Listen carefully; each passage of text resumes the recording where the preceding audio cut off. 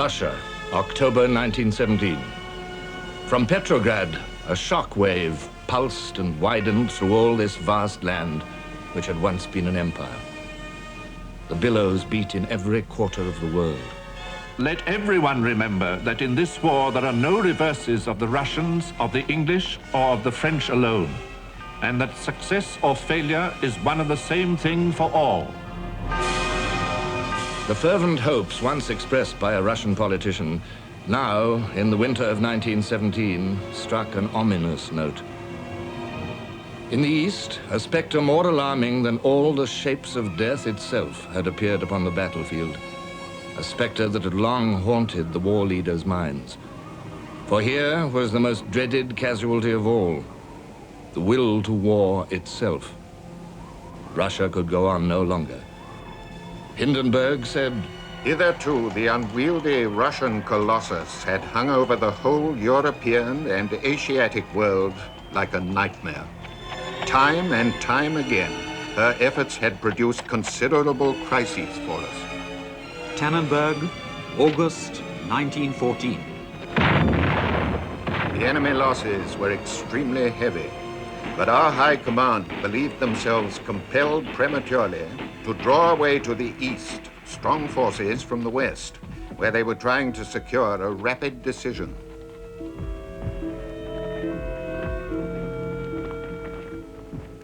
Mazurian Lakes, February 1915.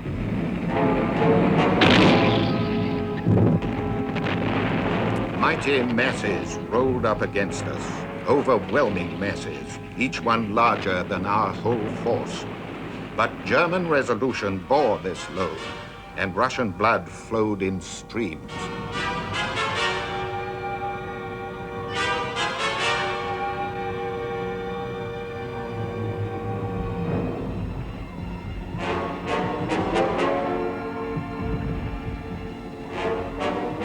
Galicia, May 1915.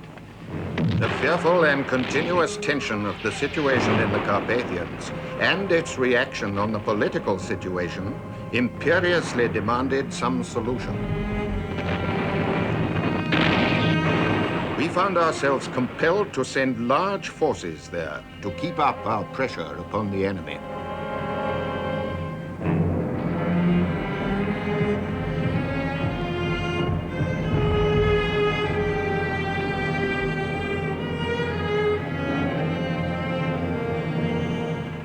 Gorlice Tarnov, 1915. There was something unsatisfactory about the encounters of this year.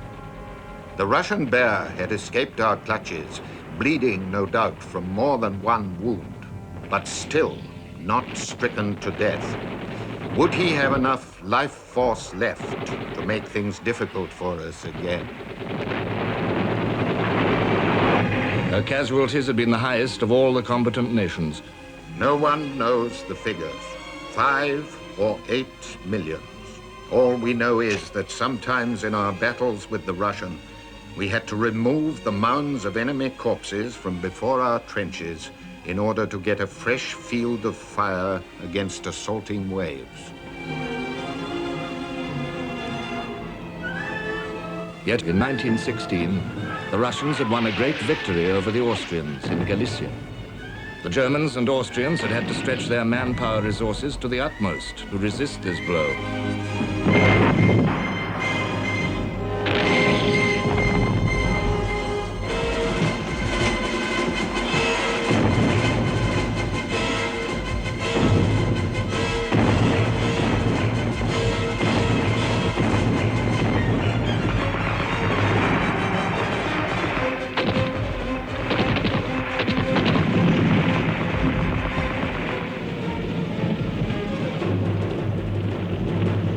In January 1917, an Allied delegation arrived in Russia to develop efficiency for the planned offensive of that year.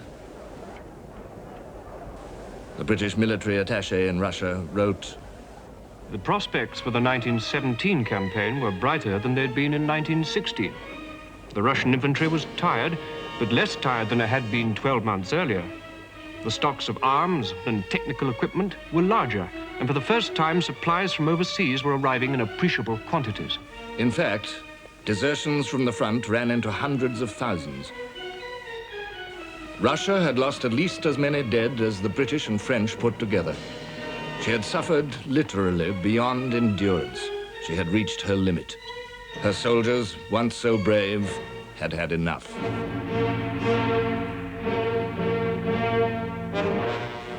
Now they were getting out of the trenches to fraternize with the Germans, man to man.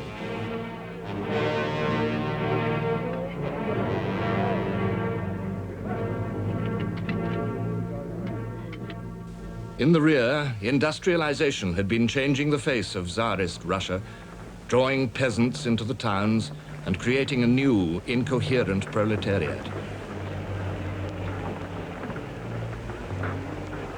The economy functioned in a welter of administrative confusion.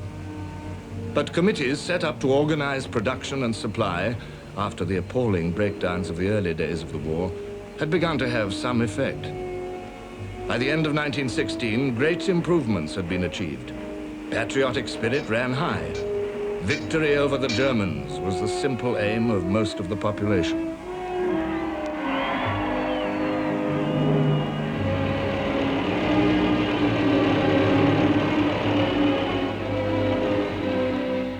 Pressure for more efficient management of the war was exerted by liberal politicians through the elected parliament, or Duma. But Tsar Nicholas II had no use for constitutional government. At his coronation, he said, I shall maintain the principle of autocracy just as firmly and unflinchingly as it was preserved by my dead father. But Nicholas II was gentler, weaker than his father. Lloyd George, the British Prime Minister, wrote, He would never have been chosen by any responsible board of directors to manage any business of any magnitude, and certainly not a business confronted with a serious emergency. He was a devoted family man, deeply fond of his son, the Tsarevich, who suffered from hemophilia, a blood disease which made every scratch dangerous.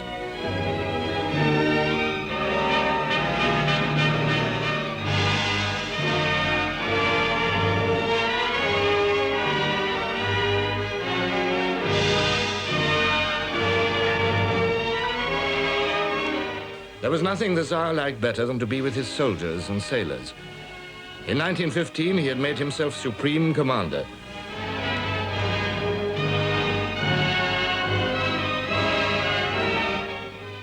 He loved the simple link, as he saw it, that bound him to his wider family, the 170 million people of Russia.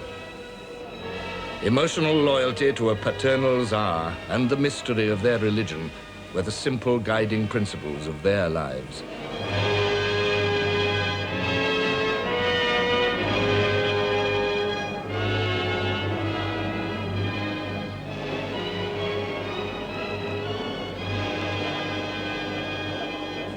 The life of the ordinary peasant was miserable. Often they lodged in the same single-room hovel with their animals, on earthen floors, with a hole in the roof for the smoke to escape. Their diet was poor, and the gross mishandling of wartime distribution meant that though food was there, many went hungry. Chaos in the rear had been aggravated too by the hundreds of thousands of refugees who had poured back into Russia in the early defeats. A British member of parliament observed their misery. Serried ranks of emaciated, huddled humanity, brutalized by their abject surroundings, corroded by disease. Men, women, and children of different races and languages crowded and congested like litters of pigs in an asphyxiating sty.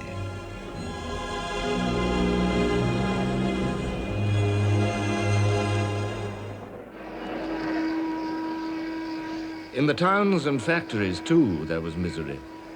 Strikes had been increasing sharply just before 1914. War, with its shortages and inflation, aggravated the unrest.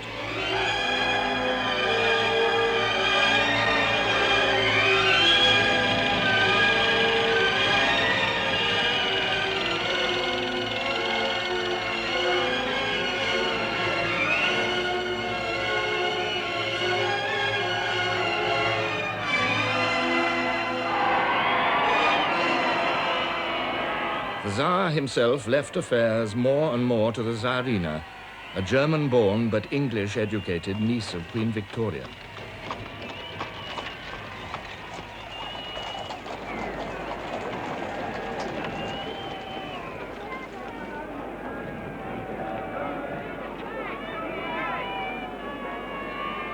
The Tsarina's close friendship with her spiritual advisor, the lecherous and drunken monk Rasputin, led to a widespread campaign against the entire Tsarist regime.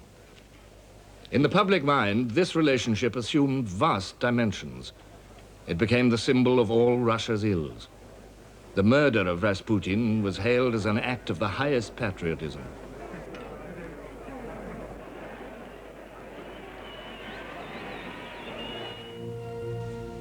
The winter of 1916-17 was particularly severe.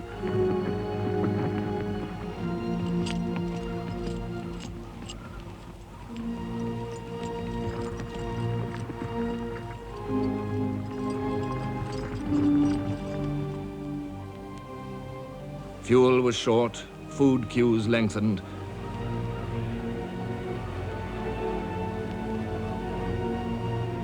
Pressures on the Tsar to change incompetent ministers continued from all sides. His own cousin wrote to him, The question is, shall Russia be a great state, free and capable of developing strong, or shall she submit to the iron German fist?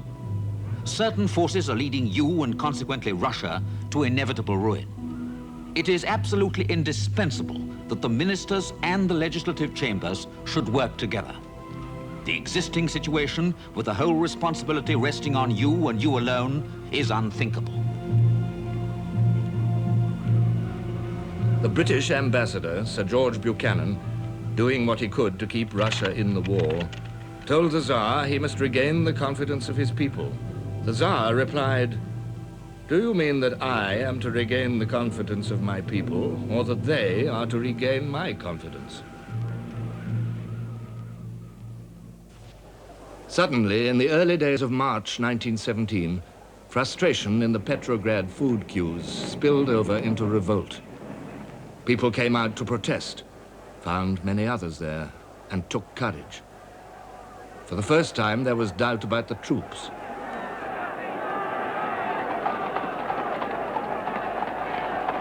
The Tsar, true to character, washed his hands of the embarrassing situation and went to the front, leaving matters to the palace guard and the Petrograd garrison.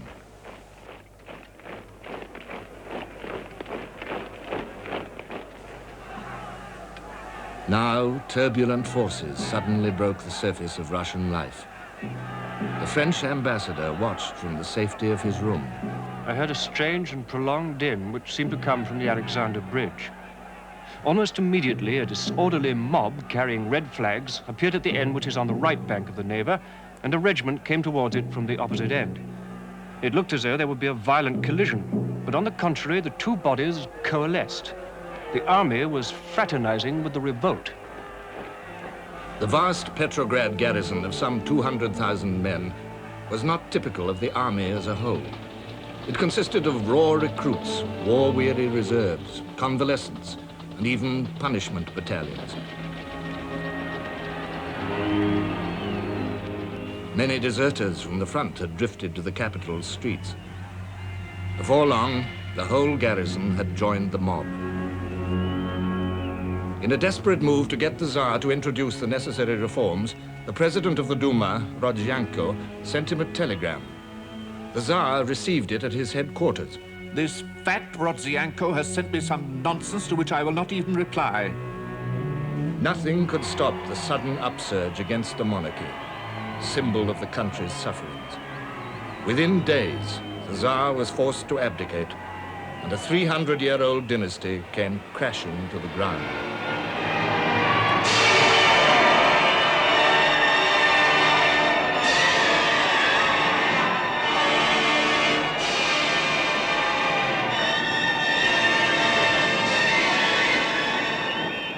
A general amnesty was declared, and political prisoners were set free among the jubilant crowds.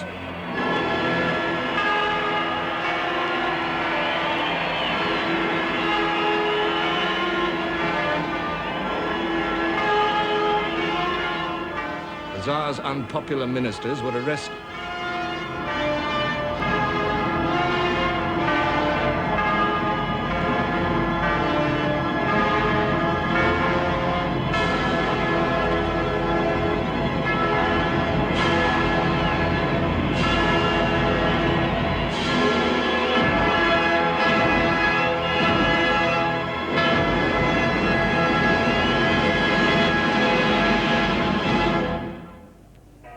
It is difficult to say how many lives were lost in the bloodless revolution, but according to most accounts, they were under 1,000. In Petrograd, thanks to the measures taken by the government, the town rapidly resumed its normal aspect and order generally prevailed. This was especially noticeable on the occasion of the burial of the victims of the revolution in the Champ de Mars on April the 5th, when a never-ending procession filed past in the most perfect order, from 10 in the morning till late in the evening. There were in all but some 200 coffins, and as each one was lowered into the grave, a salute was fired from the fortress. But no priests officiated at the ceremony, which was divested of any religious character.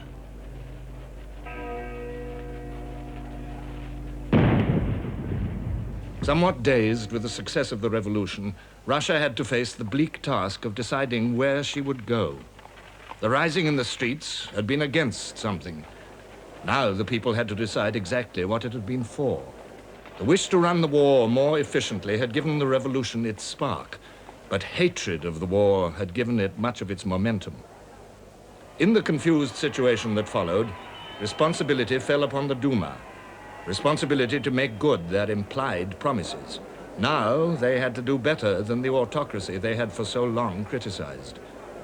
A provisional government was formed with the liberal Prince Lvov as the first prime minister. A young socialist lawyer, Kerensky, became Minister of Justice.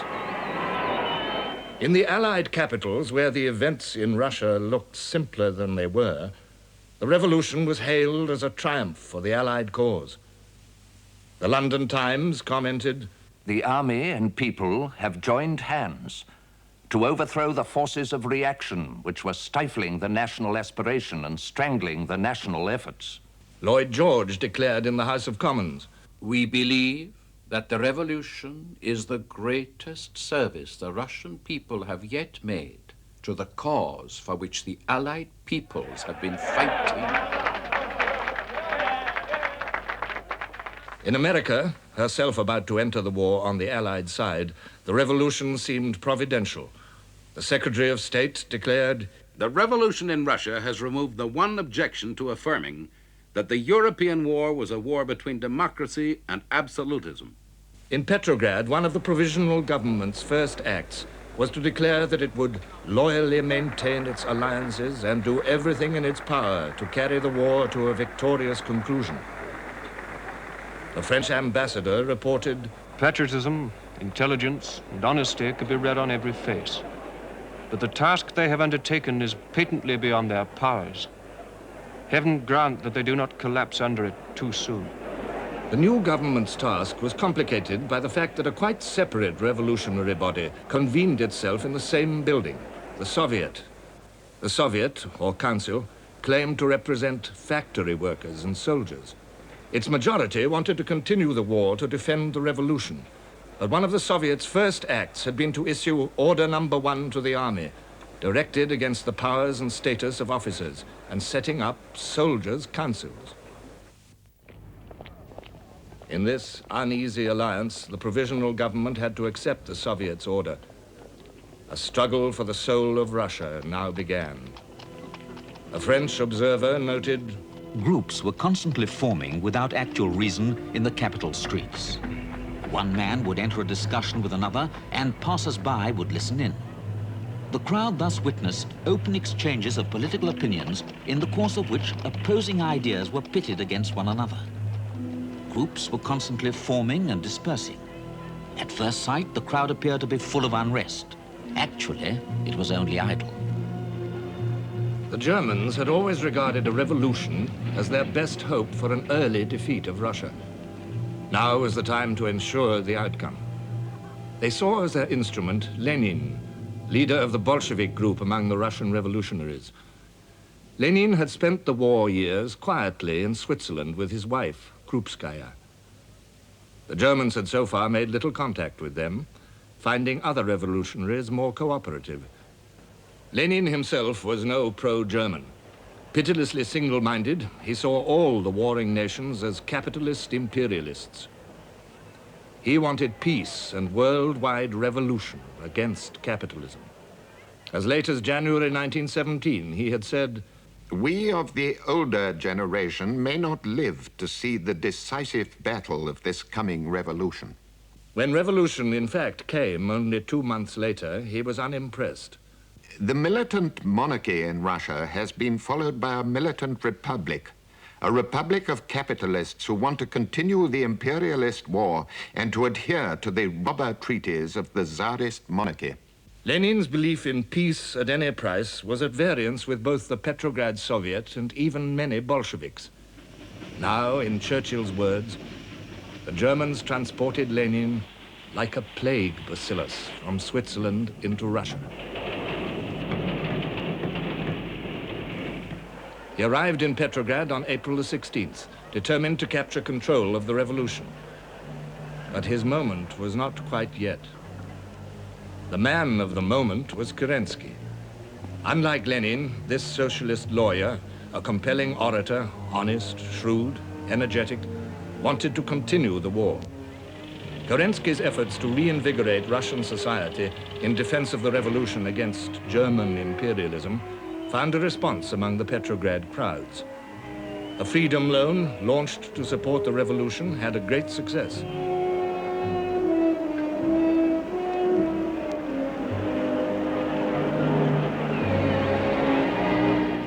Patriotic fellow socialists from allied countries, like the French socialist minister Albert Thomas, were welcomed on goodwill visits to cement allied solidarity. Thomas was tremendously impressed. With eyes sparkling as he glanced about him, he said to the French ambassador, Now we see the revolution in all its grandeur and beauty. The whole strength of the Russian democracy lies in its revolutionary fervor. Kerensky alone is capable of establishing, with the aid of the Soviet, a government worthy of confidence. Soon, Kerensky was Minister of War in a new government, which included members of the Soviet. And with dynamic confidence, he went ahead with his plans for the Russian army's summer campaign. As in 1916, it was to take place in Galicia. But in the army, the virus of revolution had spread. The cracks in discipline were widening. An English observer wrote, Desertion had set in wholesale. In very few cases did the men leave the front trenches, but as soon as they were moved into the reserve, they decamped in a body.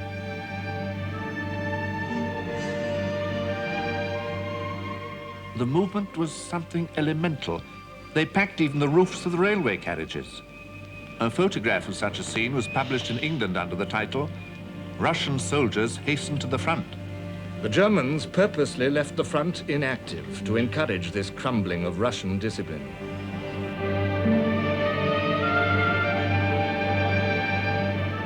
General Brusilov, victor of last year's campaign, had to spend hours arguing with soldiers, delegates, and committees who had their own strategic ideas.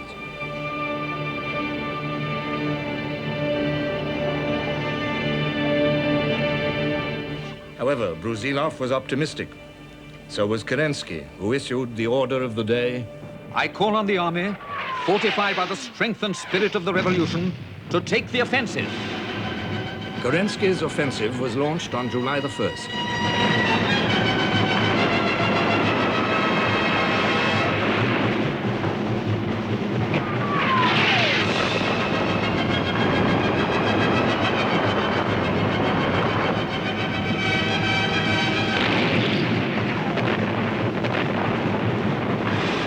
There were some initial gains.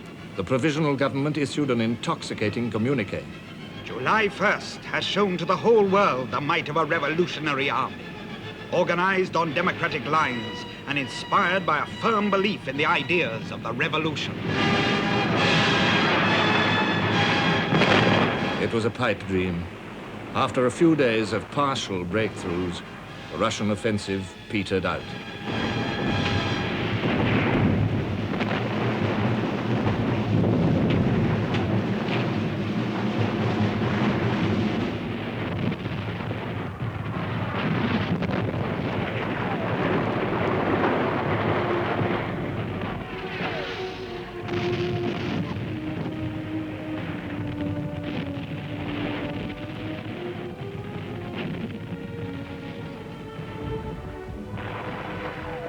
The British military attaché reported they had lost many of their officers and had no incentive to further effort. In fact, they knew they could retire without fear of being punished.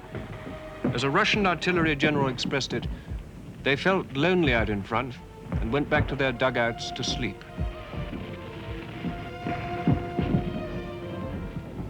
Then the Germans and Austrians counterattacked.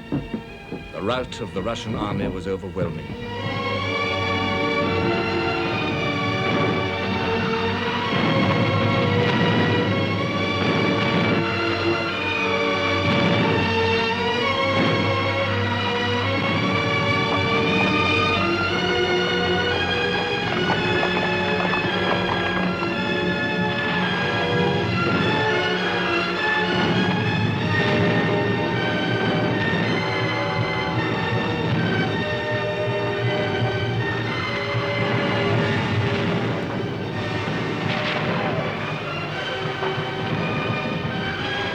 The real meaning of the revolution now made itself felt. It had meant a breakdown not just of the Tsarist regime, but of Russia herself. Solitary, helpless, and dismayed, the individual Russian was looking for direction. This was a chaos which anyone might exploit, provided he was ruthless and single-minded enough. Lenin was such a man. He attacked the provisional government continually, and when the news of the disasters at the front reached Petrograd, it seemed that his moment had come. Crowds poured into the streets, calling for peace, bread, and freedom, and for the overthrow of the provisional government. To foment an armed uprising, the Bolsheviks called in the sailors from the naval base at Kronstadt. Everything now depended on the loyalty of the army. An observer wrote, Looking onto the square, I saw an endless multitude packing the entire space as far as the eye could reach. A mass of placards and banners with the Bolshevik slogans rose above the crowd. In the left-hand corner of the square, the black, ugly masses of armored cars loomed up. A French correspondent reported, Suddenly, a shot rang out. Whence had it come from? By whom and against whom had it been fired? Nobody seemed to know. But it was immediately followed by other shots, which soon increased to a wild fusillade, dominated by the sinister rattle of the machine guns. The bullets whizzed through the wildly fleeing crowd.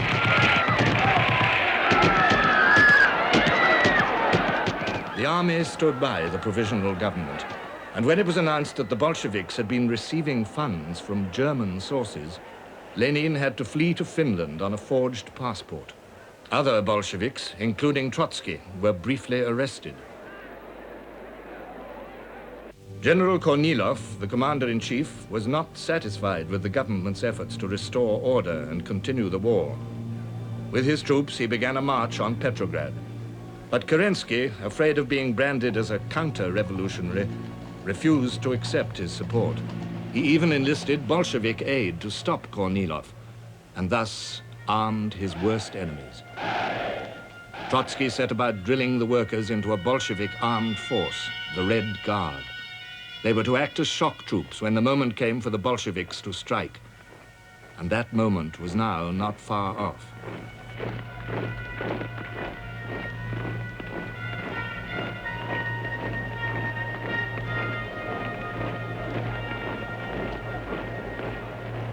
The Germans did their best to hasten it. They launched an offensive in the north towards Petrograd, turning the Russian flank above Riga by an amphibious landing on an island in the Gulf of Finland.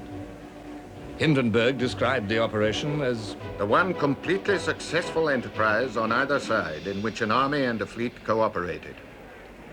The execution of our plans was rendered so doubtful by bad weather at the outset that we were already thinking of disembarking the troops on board. The arrival of better weather then enabled us to proceed with the venture. From that point, everything went like clockwork.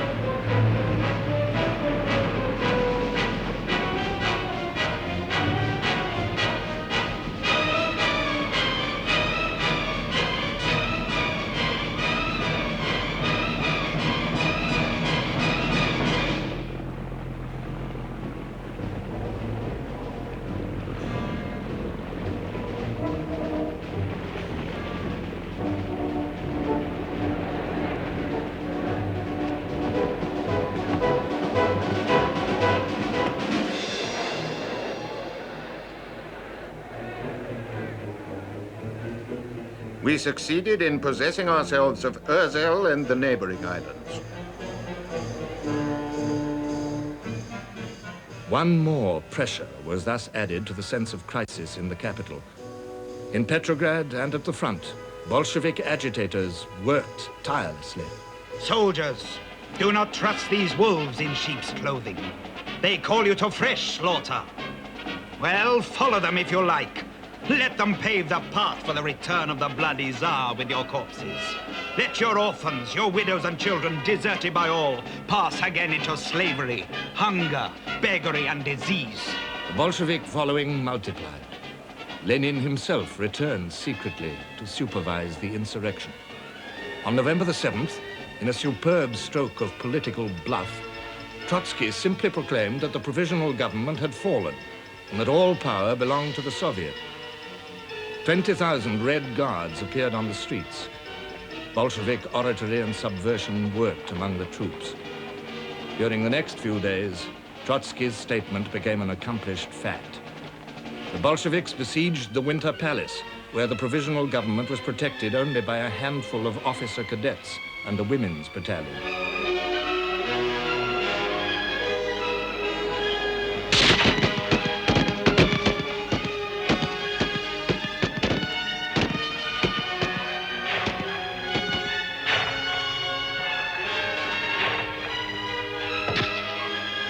In a matter of hours, the Bolsheviks captured the palace and arrested the provisional government. The provisional government, like the Tsar before it, had fallen without a struggle. Now Lenin could honor his promise of peace. An armistice was arranged with the Germans, and Russian emissaries went to meet them at Brest-Litovsk. The two sides made a strange contrast. The Germans, stiff, correct, experienced, apparently with all the cards in their hands. The Russians, nervous, uncertain, but with at least one good card. They could play for time.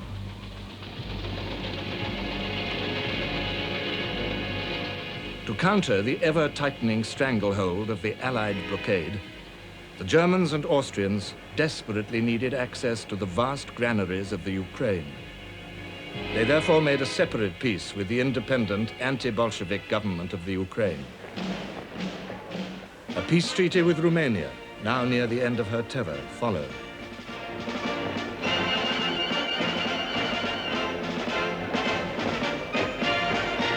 But there was no peace with Russia. The endless Bolshevik delaying tactics enraged the Germans. They resumed their advance into Russia. The Russian army made no attempt to stop them. Instead, it fell back in a rabble. War is dead in the hearts of men, noted an American observer. The Bolsheviks were forced to accept the harshest terms of peace. The Eastern Front was finished.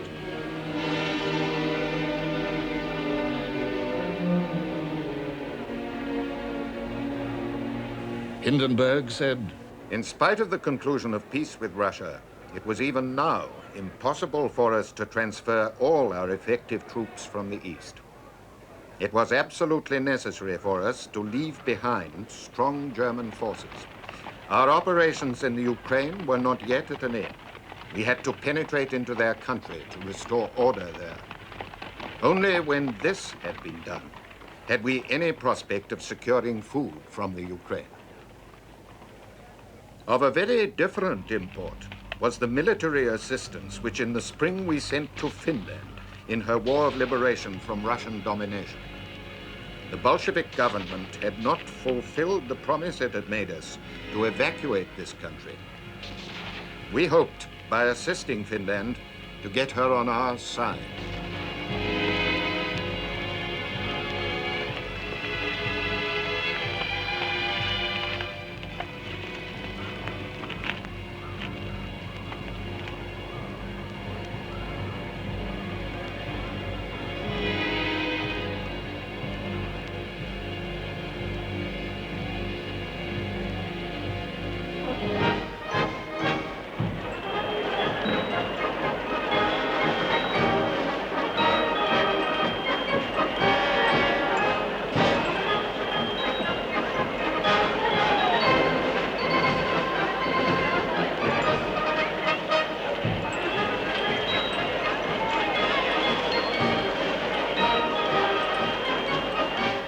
The rest of our fighting troops, which still remained in the east, formed the source from which our western armies could be reinforced. Now the patient, enduring German army might at last bring off the decisive victory which had escaped its grasp.